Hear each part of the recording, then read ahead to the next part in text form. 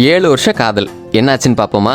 Roller coaster மாதிரியான ஒரு காதல் கதை. ஷியாம் சுந்தர், நந்தினி. காலேஜில் பையன் சீனியர், பொண்ணு 2 வருஷம் ஜூனியர். 2 பேரும் ஒருத்தருக்கு ஒருத்தர் பார்த்துக்கிட்டதே இல்லை. தலைவனுக்கு காலேஜ் முடிய போகிற டைமில் தான் காதலிக்கான இடம் காலியாக இருக்குங்கிறது தெரிய வருது. அப்போ தான் நந்தினியோட என்ட்ரி. 2 பேரும் ஃபர்ஸ்ட் டைம் பார்த்துக்கிறாங்க. ஆளையே அள்ளி திங்கிற அளவுக்கு அப்படி ஒரு பார்வை. பார்த்த அந்த மொமெண்ட்லேயே 2 பேருக்கும் கனெக்ட் ஆகணும்னு தோணிருக்கு. இப்போ தான் இந்த இன்ஸ்டாகிராம்லாம் 2016 ஃபேஸ்புக்கோட ஆட்டம் வேற மாதிரி வெறித்தனமாக இருக்கும். FBயில் ஐடியா கண்டுபிடிச்சி ஒரு 3 மாதம் 2 பேரும் பேசிகிட்டு இருந்திருக்காங்க.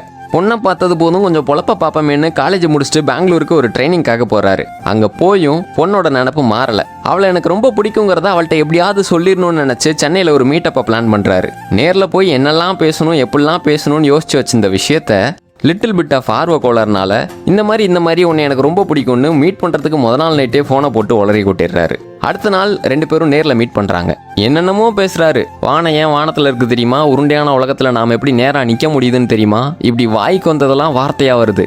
ஆனால் எதெல்லாம் பேசணும்னு நினச்சாரோ அதை அவரால் பேசவே முடியல. சரி எதையாவது பண்ணுவோமேன்னு நடந்து போயிட்டு இருக்க அந்த பொண்ணை அப்படியே நிப்பாட்டி கண்ணை மூட சொல்லி ஒய்டு ஹெட்செட் ஆளுக்கு ஒரு காதில் மாட்டி விட்டு ஹீரோவும் குட்டி குஷ்புவும் சேர்ந்து நடித்த படத்துலேருந்து ஒரு பாட்டை போட்டு விட்றாரு. நீ டெய்லியும் சிரிச்சா போதும், அதை நான் பார்த்தா போதும், வாழ்ந்துட்டு போயிடுவேன்னு ஒரு பாட்டு. அந்த பாட்டு முடிகிறப்போ இதைத்தான் நான் சொல்ல ஆசைப்பட்டேன் அப்படின்னு அழகா ப்ரப்போஸ் பண்ணிட்டு ரெஸ்பான்ஸ் எதிர்பார்க்காம போயிடுறாரு. 2 நாளைக்கு அப்புறம் பொண்ணு சைட்ல இருந்து ஓகேன்னு ஒரு மெசேஜ். பல வருஷமா 2 பேரும் காதல் பண்ணியிருக்காங்க.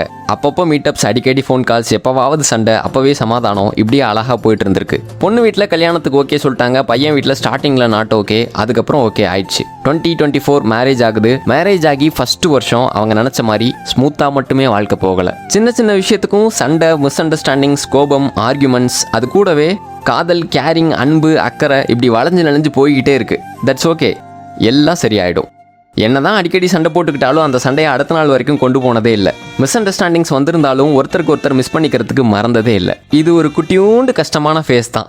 காதலை கெட்டியாக பிடிச்சிக்கிட்டிங்கன்னா ஈஸியாக கிராஸ் பண்ணிடலாம். இன்னும் சொல்லப்போனால் சின்ன ஸ்பீடு பிரேக்கர் மாதிரி தெருமுனையை தாண்டிட்டோம்னா ஹைவேயை பிடிச்சிடலாம். எல்லார் வாழ்க்கையும் ரோலர் கோஸ்டர் மாதிரி மேடு பள்ளமாக தான் போகும். அதை சறுக்கு மரம் மாதிரி ஸ்மூத்தாக போக வைக்கிறது நம்ம கையில் தான் இருக்குது.